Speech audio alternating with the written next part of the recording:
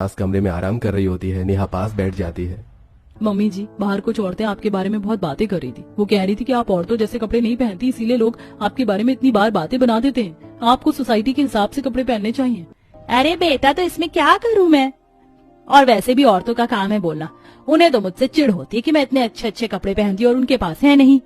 होंगे भी तो उनके पति उन्हें पहनने नहीं देते, पाबंदी लगा कर रखते हैं। उन्हें समझा कर रखते हैं कि तुम्हें ऐसे कपड़े नहीं पहनने चाहिए, वैसे कपड़े नहीं पहनने। वो तो सूट और साड़ी में उलझ कर रह गई हैं। और मुझे देखो, मैं कितनी ओपन माइंडेड हूँ, मैं कुछ भी पहन लेती हूँ। और मैं तो तुम्हें भी कहती हूँ कि तुम्हें अपना स्टाइल चेंज करना चाहिए। ये साड़ी सूट सब पुरानी औरतें करती हैं। नहीं मम्मी जी, मुझे कुछ नहीं पहनना, मैं तो ऐसे ही ठीक हूँ। हाँ, मैं मॉडर्न जमाने की हूँ, लेकिन इसका मतलब ये नहीं कि मैं अपनी सारी हदें भूल जाऊँ। जिसमें हम कंफर्टेबल होते हैं वही कपड़े अच्छे होते हैं। नेहा धीरे धीरे समझ जाती है कि सास अपना पहनावा इतनी आसानी से नहीं बदलने वाली है। नेहा अपनी जिठानियों के पास भी जाती है। दोनों जिठानियां जीन्स और शॉर्ट टॉप में तैयार होती हैं। दीदी, मुझे आप दोनों से बात करनी थी।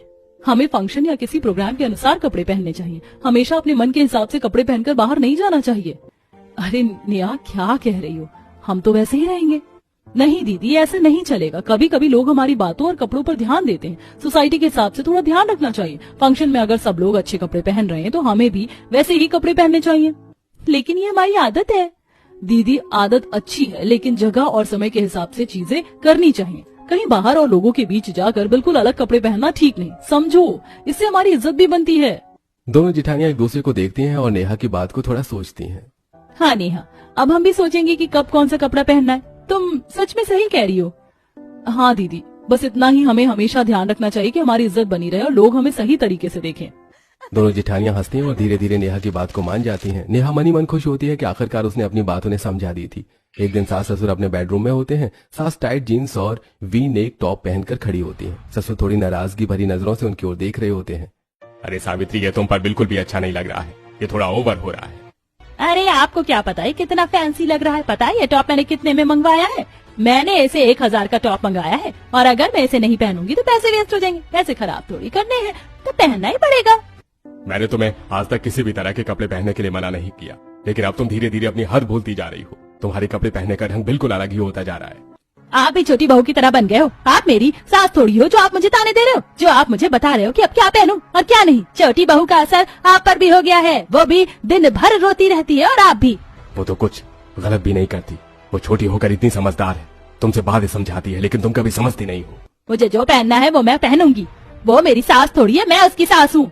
और उसने जो शादी से पहले देखा था उसे भी तो झटका लग रहा होगा। तब तो तुम साड़ी पहनकर उसके घर गई थी, और अब तुम ऐसी शॉर्ट ड्रेस पहनकर उसे दिखा रही हो। कभी सोचा उसके बारे में? तो अब इसमें मैं क्या करूं? जीना छोड़ दूं क्या? और वैसे भी वो सब आपने ही कहा था कि साड़ी पहनकर जाना दूसरे के घर, वरना लोग तुम्हारे बारे में क्या सोचेंगे। वरना मुझे कोई फर्क नहीं पड़ता कि लोग मेरे बारे में क्या सोचते हैं, क्योंकि मैं तो अपने पहनावे से बहुत खुश हूँ। अरे यार, तुम्हें कोई भी बात समझाने की कोशिश करो, तुम तो बात का बतंगड़ ही बना देती हो। हाँ, तो आपने ही शुरुआत करी थी। मैंने तो आपसे कोई बात नहीं की। मैं तो चुपचाप तैयार होकर यहाँ से जा रही थी, लेकिन आपको ही मेरे जाने से प्रॉब्लम होती रहती है। नेहा ये सारी बातें बाहर खड़ी होकर सुन रही होती है। इसका मतलब पापा जी को भी मम्मी के पहनावे से थोड़ी दिक्कत है, लेकिन बेचारे वो भी कुछ कर नहीं सकते, क्योंकि मम्मी जी ने उन्हें पहले ही इतनी बातें सुना दी हैं। अगले दिन घर फंक्शन के लिए सजावट हो रही होती है। घर में करवा चौथ का फंक्शन हो रहा होता है। आस पड़ोस के लोग आने लगते हैं। नेहा और उसकी जिठानियां एंट्री करती हैं। तीनों बहुत सुंदर सुंदर सूट पहनकर आती हैं। सभी के चेहरे खिल रहे होते हैं। पड़ोसी लोग उनके कपड़ों और अंदाज को देखकर तारीफ करने लगते हैं। वाह, ये तीनों बहू कितनी सुंदर लग रही हैं। सच में उनका स्टाइल, ये रंग, सब कुछ बिल्कुल परफेक्ट है। आज तो सब कुछ सही लग रहा है। हमारी फंक्शन की तैयारी भी शानदार लग रही है। घर में चहल पहल हो रही होती है। तभी सास सावित्री देवी क्रॉप टॉप और स्कर्ट में एंट्री करती हैं। अरे बच्चों, देखो मेरी एंट्री कैसी लगी। सास को ऐसे देखकर लोग बातें बनाना शुरू कर देते हैं और ताने मारते हैं। ये क्या? देखो, इन्हें इतने बड़े फंक्शन में क्रॉप टॉप और स्कर्ट पहनकर आई हैं। इतनी जवानी चाहिए इन पर। बहू तो कमाल की है, लेकिन उनकी सास वो बहू से भी ज्यादा जवान दिखने की कोशिश कर रही हैं। अरे यार, देखो तो इनकी सास को कमाल की है, लेकिन थोड़ा ज्यादा हो गया है। फंक्शन में इसे पहनने की क्या जरूरत थी? नेहा सब सुन रही होती है और उसके चेहरे पर उदासी और नाराजगी दिखती है। मुझे बुरा तो लग रहा है, लेकिन मैं क्या करूं? मैंने मम्मी जी को इतनी बार समझाने की कोशिश की है, पर क्या करूं? उन्हें कुछ समझ ही नहीं आता, और ना ही वो किसी की सुनने के लिए तैयार हैं। नेहा धीरे धीरे एक कोने में खड़ी हो जाती है और सास की ओर देखती है। लेकिन ऐसे काम बिल्कुल नहीं चल सकता। मम्मी जी को अपने कपड़े पहनने का ढंग थोड़ा तो बदलना ही होगा। सास के आने के बाद मेहमान धीरे धीरे उनके आसपास इकट्ठा हो जाते हैं और कुछ लोग खुलेआम ताने मारते हैं। देखो, ये बड़ी बहू और दूसरी बहू कितनी सुंदर लग रही, लेकिन उनकी सास, वाह, कमाल का स्टाइल है। नेहा अपने कमरे में जाकर कुछ सोचने लगती है कि कैसे सास को समझाया जाए। मैंने उन्हें पहले भी इतनी बार समझाया, क्रॉप टॉप और स्कर्ट फंक्शन में ये सब ठीक नहीं है, लेकिन वो कभी नहीं सुनती। नेहा धीरे धीरे अपने दिमाग में योजना बनाने लगती है कि वो अपनी सास को प्यार और समझदारी से समझाएगी। नेहा सास के पास जाती है, सास को प्यार और समझदारी से समझाने की कोशिश करती है, मगर सास को तब भी समझ में नहीं आता है। मम्मी जी, मुझे आपसे कुछ बात करनी है। फंक्शन में आपका पहनावा लोग बातें बना रहे हैं। मैं जानती हूँ आपको जो पहनना है वही पहनना अच्छा लगता है, लेकिन आप थोड़ी और सोच समझ कर कपड़े पहने तो सबको अच्छा लगेगा। अरे बेटा, मैं समझती हूँ तुम्हारी बात, लेकिन मुझे अपने पहनावे में खुशी मिलती है। मैं कुछ भी पहनूं मुझे अच्छा लगता है। ठीक है बेटा, मैं कोशिश करूंगी। नेहा मन ही मन खुश होती है कि उसने सास को प्यार से और समझदारी से समझाया, मगर सास को तब भी समझ में नहीं आता। एक दिन घर में दिवाली की पार्टी का बड़ा आयोजन होता है। रंग बिरंगे लाइट्स, फूल और दिए से घर को सजाया जा रहा होता है। आस पड़ोस और रिश्तेदारों के सभी लोग पार्टी में शामिल होने के लिए आए होते हैं। सभी लोग ट्रेडिशनल कपड़ों में होते हैं। औरतों ने सूट और साड़ी पहनी होती है और आदमियों ने कुर्ते पहने होते हैं। नेहा और जेठानियों की एंट्री होती है। तीनों बहू साड़ी पहनकर बहुत सुंदर लग रही होती हैं। सच में उनकी साड़ी और अंदाज कमाल है। सभी लोग बड़े खुश होते हैं। तभी सास सावित्री देवी बॉडीकॉन ड्रेस में एंट्री करती हैं, जो बहुत शॉर्ट होती है। सास को देखकर सभी लोग तेज तेज हंसने लगते हैं। देखो कैसे कपड़े पहनकर आई हैं। इन्हें भी नहीं पता कि दिवाली पार्टी में कैसे कपड़े पहनते हैं। सही कह रही हो बहन, सारी दुनिया ट्रेडिशनल कपड़े पहनती है और ये आज भी अपना आधा बदन दिखा रही है। इनकी उम्र का जरा भी इन्हें लिहाज नहीं है। मुंह पर झुर्रियां हैं, लेकिन कपड़े पहनने में जवानी छाई हुई है।